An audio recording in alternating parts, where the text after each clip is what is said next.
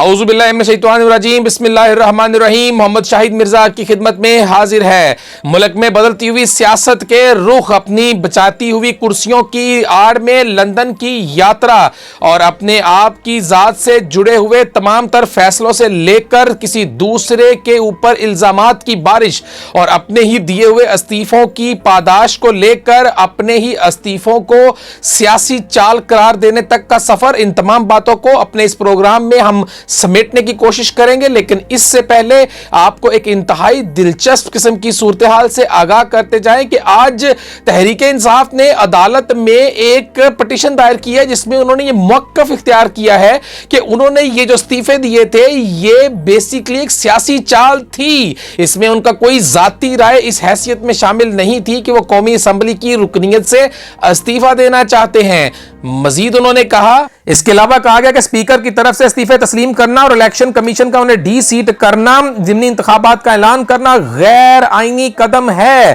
Speaker की तरफ से इस तरह का कदम उठाया जाना यह बिल्कुल गैर आईनी कहलाता है और इसको कालादम करार दिया जाए। मजीद उन्होंने कहा कि क्योंकि हमने इस्तीफे सियासी मकासद के लिए दिए थे ताकि हुकूमत को नए इंतखाबात के लिए मजबूर किया जाए। 123 अरकान के इज्तिमाई इस्तीफों से मुतल्लिक खत तहरीक इंसाफ ने वसूल किया जिसे जमा करवाया गया। अरकान पार्लियामेंटेरियंस ने कहा कि दरखास्तदारों ने पार्टी की हिदायत के मुताबिक अमल किया जिसका मकसद सिर्फ और सिर्फ सियासी था ताकि सियासी मकासद के हसूल किया जा सके। इसके अलावा उन्होंने कहा कि ताकि दीगर जमातों के साथ नए इंतखाबात पर रजामंदी कायम की जा सके और नई हुकूमत का क़याम अमल में लाया जा सके। मजीद कहा गया कि इस्तीफे 123 अरकान के इज्तिमाई इस्तीफों और इज्तिमाई तौर पर डी सीट होने से मशरूत थे। 28 जुलाई को स्पीकर की तरफ से बगैर किसी इंक्वायरी और दरखास्तदारों की तरफ से बगैर किसी तस्दीक के इस्तीफे मंजूर किए जाना, 28 जुलाई को स्पीकर का यह एक कदम जो कि गैर आईनी कहलाता है, इसको गैर आईनी कहलाया जाए और इलेक्शन कमीशन को भिजवाना और फिर इलेक्शन कमीशन की तरफ से अरकान को डी सीट किया जाना, इन फैसलों को मुस्तरद किया जाए। इन फैसलों को मुस्तरद किया जाए और इस्तीफे देने का इरादा नहीं था। स्पीकर ने दरखास्तदारों को सुने बगैर इस्तीफे मंजूर किए जो कि गैर आईनी कदम है। 29 सितंबर को एक ऑडियो लीक सोशल मीडिया पर आई जिसमें पीटीआई अरकान के इस्तीफों से मुतल्लिक अहम इंकशाफात थे और चूंकि उसमें अहम इंकशाफात थे और उस इंकशाफात में मौजूदा वजीर आजम, काबीना के अरकान और मुस्लिम लीग नून की क़यादत, जिसमें ये रहनुमाओं को ये बातचीत करते हुए सुना जाता है कि इस ऑडियो लीक में कहा गया कि मुस्लिम लीग नवाज के सदर मियां नवाज शरीफ से भी मंजूरी ली जाए। ये बात मुजरमाना साजिश कहलाती है और ये मुजरमाना साजिश पाकिस्तान की इस बड़ी जमात तहरीक इंसाफ को गैर कानूनी तरीके से और गैर आईनी तरीके से जो इस्तीफे पेश किए गए उसमें से मखसूस इस्तीफे मंजूर करके मुतासर करना और इसके अलावा 11 अप्रैल को जो इस्तीफे दिए गए थे उनमें से चंद इस्तीफों को मंजूर करने के साथ साथ इस साजिश में स्पीकर भी साथ में शामिल हैं और इन ऑडियो लीक्स में लोग जो भी मुलव्वस थे उनमें से किसी ने भी इसकी तरदीद नहीं की और यह मामला दरखास्त गुजारों के मौक़िफ़ को तक़वियत बख्शता है। यह हमारे मौक़िफ़ को मोतबर बनाता है कि इन्हें इम्तियाजी सलूक का निशाना बनाया गया और इनके इस्तीफों को गैर कानूनी तौर पर मंजूर किया गया, इसलिए इस पूरे अमल को मुस्तरद किया जाए। यह बात भी काबिल जिक्र है कि 10 अरकान को डी सीट करने के साथ साथ इसी तरह एक स्पीकर ने एक और रुकने अब्दुल शाद को भी इस डी सीट किया था और वो भी स्पीकर के सामने पेश नहीं हुए थे। अब्दुल शकूर शाद, ये मामला उनका किया जा रहा है जिसके बाद इलेक्शन कमीशन ने भी शकूर शाद को डी नोटिफाई किया और उनके हलके में इंतखाबात कराने का फैसला किया। इस मामले को लेकर शकूर शाद ने चैलेंज किया और अदालत ने उन्हें डी सीट करने का नोटिफिकेशन इस बुनियाद पर मुअत्तल किया कि उसमें जो कानूनी तकाजे थे वो पूरे नहीं किए गए। लेकिन ये सूरत हाल उस वक्त इंतहाई दिलचस्प हो जाती है जब इमरान खान साहब की सियासत को कहीं से डिक्टेट किया जाता है, जब इमरान खान साहब को ये वाज़ेह पैगाम दिया जाता है कि आप पार्लियामेंट में क्यों नहीं जाते हैं। पार्लियामेंट में जाने के लिए जब उनको ये बात कही जाती है कि आप अवाम के मुंतखब नुमाइंदे हैं और अवाम ने आपको मुंतखब करके भेजा, जो कि एक हकीकत भी है, लेकिन इस बात को अगर आपको किसी के कहने पर ही पता चलना है तो वो शख्स जिसने कभी कहा था कि कब तक आप इसकी नैपियां बदलते रहेंगे, क्या नैपियां अभी भी बदली जा रही हैं? क्या नैपी बदलने वाली आया बदल गई है या नैपी बदलने वाले लोग बदल गए हैं या नैपी बदलने वाले अब महंगे पैंपर्स लगा रहे हैं या नैपी बदलने वालों ने अब नैपियों के ब्रांड चेंज कर लिए हैं? ये सब कुछ तो आने वाले वक्त में पता चलेगा कि क्या नैपी बनाने वाली फैक्ट्रियां कहां पे पकड़ी जाती हैं और कहां पे ये सारी चीजें सामने आती हैं। इन बातों के लिए हमें थोड़ा सा इंतजार करना होगा। जहां पे अभी इतनी सारी सूरत हाल सामने आ चुकी है तो मजीद तर सूरत हाल के लिए भी हमें इंतजार करना पड़ेगा। जाएगा।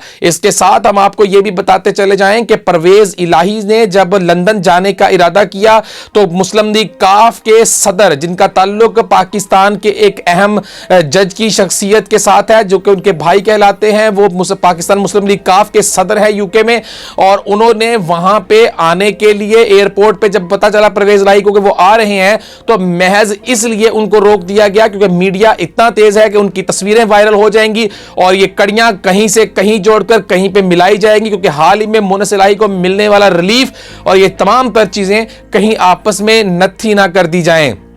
बिल्कुल इसी तरह से हमारे मुल्क में बदलती हुई सूरत हाल को लेकर इस वक्त सियासी पंडितों की हुई पेशन गोइयां और हमारे आर्मी चीफ का इस वक्त का दौरा अमेरिका और उनका वाज़े तौर पर पैगाम कि मैं कभी भी एक्सटेंशन अब नहीं ले रहा, ये मैं वाज़े तौर पर पैगाम दे रहा हूं कि मैं एक्सटेंशन नहीं ले रहा हूं, उनका ये दिया गया वाज़े पैगाम और इस वक्त लंदन में होने वाली मुलाकातें और इन तमाम तर चीज़ों को कोई सियासी पंडित इसलिए जोड़ रहे हैं कि शायद ये मुलाकातें कोई अहम मुलाकातें हैं, जबकि ये बात हम अपने बावसूख जराए के साथ कर सकते हैं कि कोई भी ऐसी मुलाकातें नहीं हो रही हैं। हमारे मुल्क के इदारे, हमारे मुल्क के इदारों के सरबराहान अब महज सिर्फ और सिर्फ इस मुल्क में अपनी तमाम तर मसरूफियात को सिर्फ और मुल्क के तहफ़्फ़ुज़ के लिए, मुल्क की तरक्की के लिए, मुल्क की इज्जत और वकार को बुलंद रखने के लिए सर्व करना चाहते हैं। अब वो पॉलिटिक्स में, अब वो सियासत में बिल्कुल भी दखलंदाजी नहीं करना चाहते। जिस तरह से 2011 से लेकर 2022 तक हुई, अब वो शायद बहुत हद तक कम होती दिखाई दे रही है और शायद यही वजह है कि जिसने बहुत ज्यादा इस वक्त कंफ्यूजन क्रिएट कर दी हुई है और उसके ऊपर अब मजीद नहले पे दहला कह लें, किसी के लिए सोने पे सुहागा कह लें, किसी पे कोई खास पत्ते समझ लें कि हैकर्स एक नया इंकशाफात जो सामने आ रहे हैं, इंतहाई नामकूल किस्म की रिपोर्टिंग भी हो रही है उसके ऊपर और हम इसको बिल्कुल कंडेम करते हैं कि जब तक कोई रियलिस्टिक आपके पास प्रूफ नहीं होता है तो महज एक ऐसा अकाउंट जिस अकाउंट की वैल्यू सिर्फ इतनी सी होती है कि उसके बाद वो सस्पेंड हो जाता है, खत्म हो जाता है, वो बंद हो जाता है, जो कुछ भी किया जाता है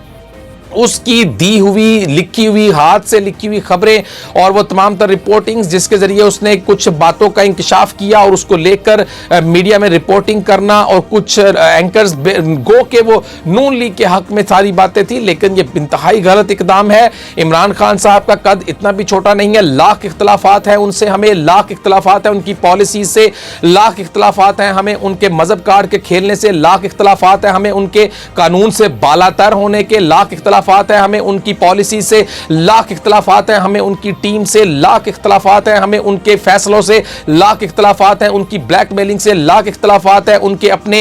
तमाम तर मुखालफीन को जेलों में डालने से बिला वजह और बगैर कुछ साबित किए। लेकिन इसके बावजूद इमरान खान साहब का डेफिनेटली आपको ये बात माननी पड़ेगी कि वो एक सियासी ताकत हैं। गोया कि अगर आपको ये साबित करना है कि वो एक सियासी ताकत नहीं है तो उसके लिए आपको उनको इलेक्शंस में हराना होगा और उसके बाद ये साबित करना होगा कि उनकी जो महज इस वक्त की उनकी एक बिल्डिंग जो खड़ी हुई थी वो किसी के सहारे खड़ी थी और अगर वो सहारा आप समझते हैं कि अब वो सहारा उनसे पीछे हट गया है तो फिर आपको उनको शिकस्त देना होगी। और हकीकत यही है कि अगर आप उनको शिकस्त नहीं दे सकते तो इसका मतलब यह है कि अब आपने बहुत देर कर दी है और अवाम में जाने के लिए आपने उतनी ही देर कर दी है जिसके लिए अब आपका वर्कर भी आपसे नाराज है। इसके साथ ही हम आपको ये भी बताते चले जाएं कि एक और बड़ी अहम खबर पर आसिफ अली जरदारी के साथ जुड़ी हुई है कि उनकी तबीयत गो के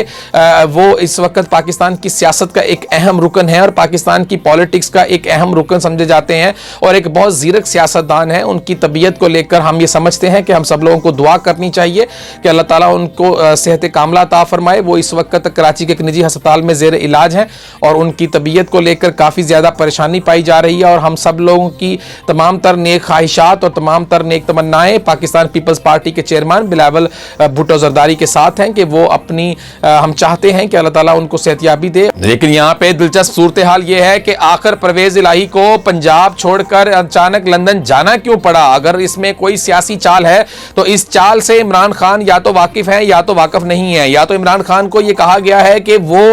उनकी बेहतरी के लिए ही कुछ करने के लिए जा रहे हैं या फिर इमरान खान को भी बाई پاس کیا جا رہا ہے. میں سمجھتا ہوں کہ اگر سیاست کی بات کی جائے تو پرویز الہی کا دور دور تک مقابلہ نہیں کر سکتے ہیں عمران خان صاحب, کیونکہ پرویز الہی ایک زیرک سیاستدان ہے اور اس میں کوئی شک نہیں ہے کہ ان کا گھرانہ, ان کو وراثت میں ملی ہوئی یہ سیاست, انہوں نے اس کے سارے داؤ پیچ بہت اچھی طرح سے جانتے ہیں. اور عمران خان صاحب ظاہری سی بات ہے, اگر یہ کہا جائے کہ وہ ایک مقبول ترین لیڈر ہیں اور ان کو عوام کو موبلائز کرنا آتا ہے, تو پھر اگر موبلائز کرنا یا عوام کو اکٹھا کرنا یا عوام کے اندر تقاریر کرنا اور سیاست کو, اگر ان دو چیزوں کو ساتھ جوڑا جائے تو ڈیفینیٹلی ان کا کوئی کمپیریزن نہیں ہے. عمران خان صاحب کے پاس وہ طاقت ہے جو پرویز الہی کے پاس شاید 10 سے 50 یا 50 سے 20 سے 30 ہزار لوگ اکٹھے کرنے کی بھی نہیں ہے.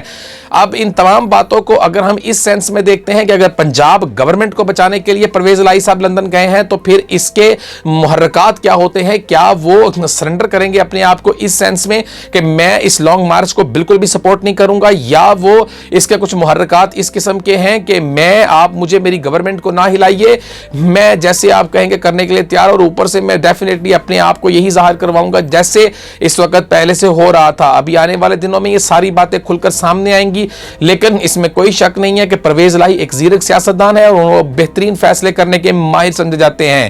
اس کے علاوہ ہم آپ کو یہ بھی بتاتے چلے جائیں کہ علیم خان کی بھی ملاقات ہوئی ہے. پاکستان مسلم لیگ نون کے صدر میاں نواز شریف سے لندن میں ایک اہم ملاقات ہوئی ہے. اس ملاقات میں ان سے یہ بھی پوچھا گیا کہ آپ بتائیے کہ میاں صاحب سے آپ کی ملاقات کیسی رہی, تو پھر ظاہری سی بات ہے کہ وہ بھی ایک سیاستدان عمران خان صاحب کے ساتھ رہ چکے ہیں, اور عمران خان صاحب بھی جس طرح سے اب باتوں کو گول مول کرنا سیکھ گئے ہیں, تو انہوں نے بھی کہا کہ موسم کو انجوائے کیجئے, کیونکہ ظاہری سی بات ہے کوئی بھی اپنی آخری چال اور اپنے آخری پتے اس وقت تک نہیں بتانا چاہتا جب تک وہ کارآمد ثابت نہیں ہوتے ہیں. اس کے ساتھ ہم آپ کو اب یہ بھی ایک لیٹسٹ ڈیولپمنٹ ہم آپ کو بتانا چلے جائیں کہ اس وقت پاکستان میں جو صورتحال چل رہی ہے ڈالر کو لے کر, وہ اس میں بہت بہتری آ رہی ہے, اور وہ بہت زیادہ خوشی کی بات ہے کہ اس وقت ڈالر بتدریج ہر روز نیچے کی طرف جو جا رہا ہے اور پیسے کی جو قدر ہے وہ بڑھتی چلی جا رہی ہے, اور یہ بہت اچھی بات ہے. جس طرح سے اسحاق ڈار صاحب نے کہا کہ اس کی اصل رقم جو ہے وہ 200 روپے کے قریب لگ بھگ ہے انٹرنیشنل مارکیٹ میں, اور ہم اس کو اس سے نیچے لے کر آئیں گے. لیکن یہاں پہ جو سب سے زیادہ امپورٹنٹ بات ہے آپ کو بتانے والی وہ یہ ہے کہ اسحاق ڈار صاحب ان تمام محرکات تک پہنچ چکے ہیں تقریباً جہاں سے ان کو اب یہ باتیں سامنے آئی ہیں کہ یہ ڈالر کا ریٹ اوپر کس طرح گیا, کس طرح بینکوں نے اپنا کردار اس میں ادا کیا, منی ایکسچینج کمپنیز نے اپنا کردار اس میں ادا کیا, کس طرح دوسرے تمام لوگوں نے مل کر اس پاکستان کی کرنسی کو نیچے گرا کر ڈالر کو اوپر لے کر گئے. اس کے خلاف یقیناً وہ ایک انتہائی سخت ایکشن لیں گے آنے والے دنوں میں. یہاں پہ ہم آپ کو ایک انتہائی دلچسپ قسم کی خبر آپ سے شیئر کرتے چلے جائیں کہ ہمارے ادارے نے اپنے تمام تر شہروں کی خبروں کو عوام تک پہنچانے کے لیے اور اپنے علاقوں کے مسائل کو اجاگر کروانے کے لیے اپنے تمام تر شہروں سے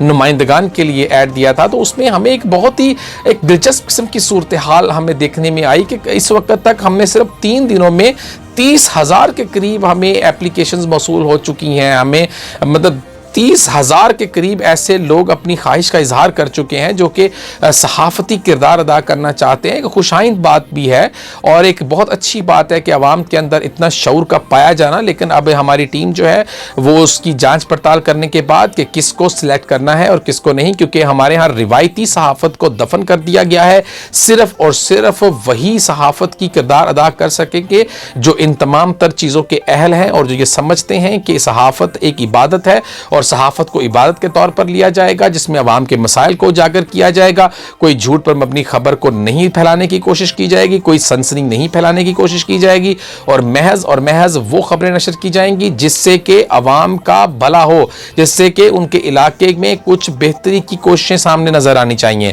تو ہم اس امید کے ساتھ آپ کی تمام تر اس محبتوں کا شکریہ ادا کرتے ہیں, اور آپ سب لوگوں کا ساتھ ہم سب لوگوں کے ساتھ مل کر جب ہم اکٹھے ہوں گے تو ہم ایک مضبوط طاقت کے ساتھ ابھریں گے, اور انشاءاللہ آنے والے دنوں میں آپ دیکھیں گے کہ ہم ایک مضبوط ادارے کے طور پر سب کے سامنے ہوں گے. اجازت چاہتے ہیں آج کے پروگرام کے ساتھ. اللہ حافظ.